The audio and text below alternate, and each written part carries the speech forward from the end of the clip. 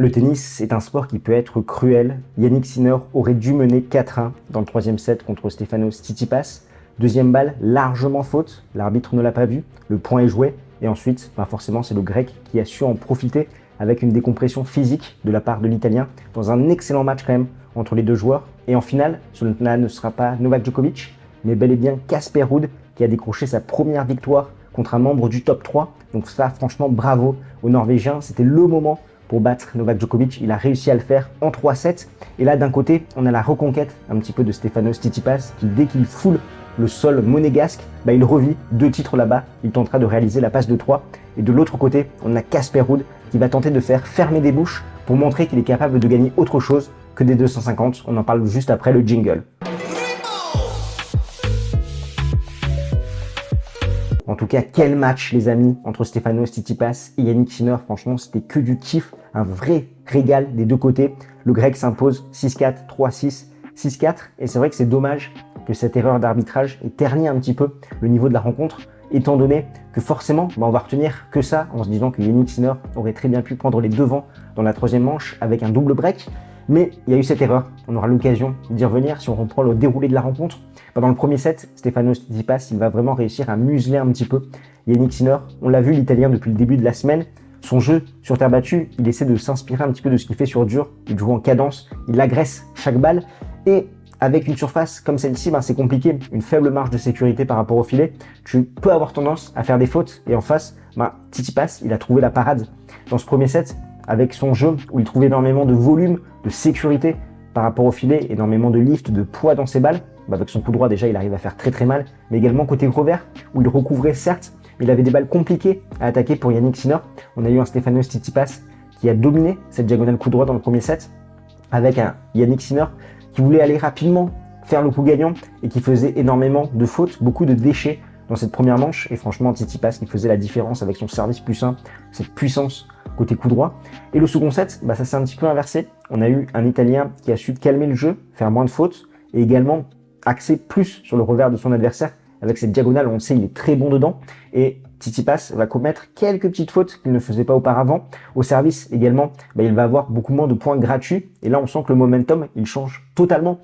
Parce qu'au premier set, c'était vraiment le Grec qui dominait. Mais là, petit à petit, l'Italien va venir grignoter un petit peu le cerveau de son adversaire. Il va se faire preuve de sang-froid vraiment pour sauver pas mal de balles de débreak. Et il va faire le break en premier. Dans le troisième set, il va mener 3-1. Service, Tsitsipas.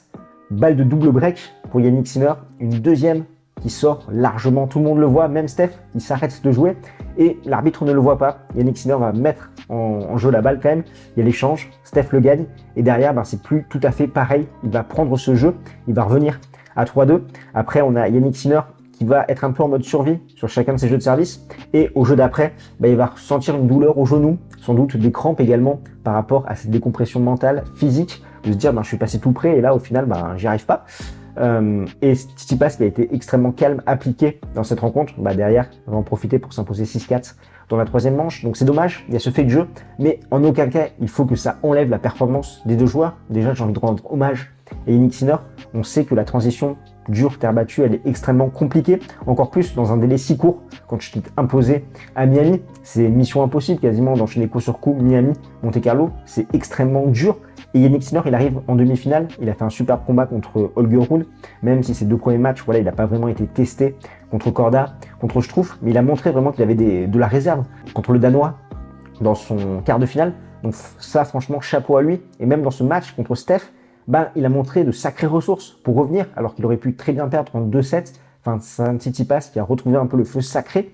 Et là, Yannick Sinner, il s'est accroché. Il était vraiment à ça de gagner, à une annonce finalement de gagner. Et bien évidemment, j'ai envie de saluer la performance de Stefanos Tsitsipas qui a été impressionnant tout au long de la semaine et surtout dans ce match où je l'ai trouvé vraiment très très bon avec une science du jeu sur terre battue, son service plus 1 qui fait extrêmement mal, son revers aussi où il arrive à camoufler un petit peu ses lacunes étant donné que cette surface lui donne beaucoup plus de temps pour jouer son jeu et décaler côté coup droit.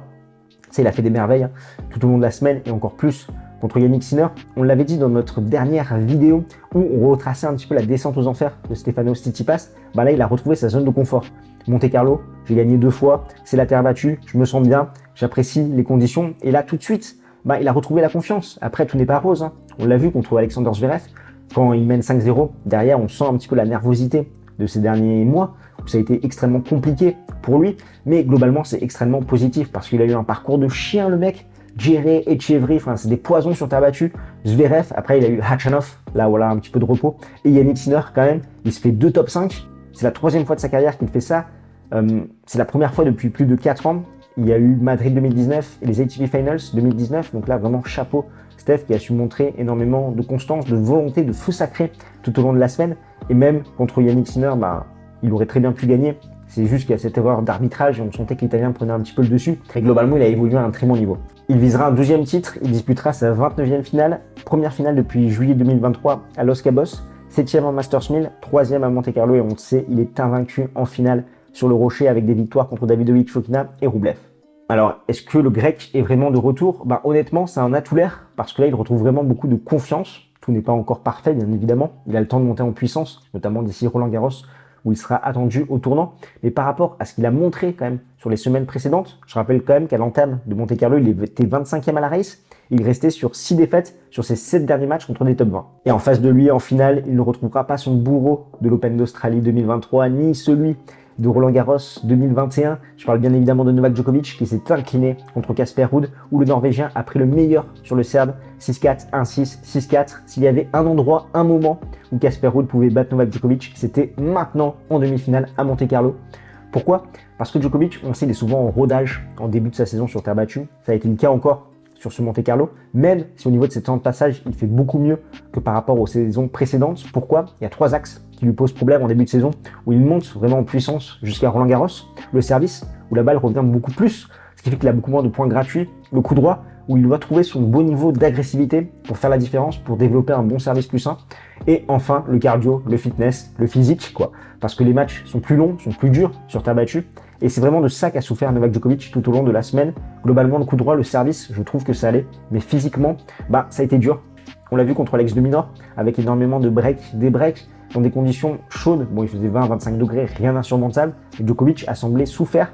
Et là, Casper Ruud, face à un Djokovic comme ça en rodage, il pouvait en profiter. C'est exactement ce qu'il a fait. Il va très rapidement prendre les devants dans le premier set, 4-1, avant de se faire revenir à 4-3. Il va finalement prendre ce set 6-4 face à un Djokovic voilà, qui était un petit peu timide dans ce début de rencontre et Casper Ruud qui servait plutôt bien. Le deuxième set, le momentum, il change totalement. Ça fait 6-1 Djokovic qui va se montrer beaucoup plus agressif, qui va dominer vraiment, qui va réussir à faire beaucoup plus mal à son adversaire, notamment dans la diagonale coup droit. Et on se dit, bon, là, les carottes sont cuites pour l'ami Casper. Et pourtant, c'est le Norvégien qui va réaliser le break, le premier dans la 3e manche d'entrée, avec un magnifique revers long de ligne. On se dit, bon, pourquoi pas? Mais là, Djokovic, voilà, son orgueil, il va revenir. Et finalement, c'est au moment de rester dans le match à 5-4 qu'il va faire un mauvais jeu de service. Il finit sur une double faute et Casper Ruud peut célébrer sa plus belle des victoires, mais il lui reste encore un match à gagner pour aller chercher le titre. Parce que oui, Casper Ruud, il a été globalement solide côté revers par rapport à son niveau de jeu moyen. Donc ça fait plaisir. Après, il a des armes comme son coup droit qui fait très mal sur cette surface. Mais ça a pu être compliqué contre Djokovic, mais vraiment il a su profiter un petit peu des défaillances adverses en faisant parler son jeu, en y croyant jusqu'au bout. Donc ça fait plaisir. Il a eu un parcours pas simple. Tabilo, Hurkacz, Humbert et Djokovic. Donc Tabilo, le gaucher, qui est plus à même de briller dans des conditions rapides. Et globalement, c'est un peu le même cas de figure pour Hurkacz et Humbert, même si Hurkacz restait sur un titre à Estoril il y a quelques jours. Humbert aussi qui a fait de très très belles choses. Mais voilà, il a eu des profils de joueurs qui vont plutôt favoriser des surfaces rapides, là où Casper Ruud est vraiment un spécialiste de terre battue, mais vraiment chapeau à lui de s'être imposé contre Novak Djokovic, première victoire contre un top 3, là encore une belle montée au classement, 6e au pire lundi, 21e finale, 2e en Masters 1000 après Miami 2022 où il s'était incliné contre Carlos Alcaraz, 10 titres à chaque fois en 250 et ça c'est le gros point noir pour le moment de son palmarès. En tout cas, si tu ne veux rien manquer de la saison sur terre qui s'annonce totalement dingue, nous c'est Game Stand Talk et on aide les passionnés de tennis comme toi à décrypter l'actualité de la petite balle jaune. Alors si c'est quelque chose qui t'intéresse, tu prends ta raquette et tu fais ton meilleur match pour t'abonner et si ce contenu t'apporte de la valeur, tu mets un pouce bleu et ça va le recommander à d'autres passionnés comme toi. Au niveau de cette finale qui s'annonce entre Tsitsipas et Ruud, c'est le Norvégien qui mène contre le Grec 2-1, 1-0 sur terre battue. Pour Casper Ruud, ça remonte à Madrid 2021, c'était il y a longtemps et en plus c'était dans des conditions particulières en altitude. Et on a deux profils de jeu similaires. Qu'est-ce que je veux dire par là? C'est des joueurs qui s'appuient sur leur coup droit avec un coup droit très lourd qui fait mal sur cette surface. Par contre, qui ont des défaillances côté revers. Même s'ils arrivent à mettre un petit peu plus de volume, le revers ne fait pas forcément mal. C'est un coup, voilà, un peu neutre. Et là, on va avoir deux joueurs qui vont chercher à aller jouer sur le revers de leur adversaire et protéger au mieux leur revers en décalant avec leur coup droit, qui s'appuie également sur du service plus 1. Bon, on a quand même un Tsitsipas qui sert mieux que Casper Ruud, donc là, il aura l'avantage. Qu'est-ce qui va se passer? Comme je te le disais, ça va être le jeu du chat et la souris. Qui va chercher le revers en premier de son adversaire, qui va le trouver, qui va pousser son adversaire à la faute. On a deux joueurs très athlétiques qui se déplacent très bien sur le court. Après, on a un Tsitsipas qui sert mieux. Sur les premières, il devra axer plutôt sur le côté coup droit de Casper Ruud. On sait qu'il retourne bloqué. Donc là, peut-être, il pourrait se procurer une balle courte et l'attaquer. Sur les secondes, s'il arrive à faire un kick sur le revers de son adversaire, Tsitsipas, on pourrait le voir souvent faire service volé.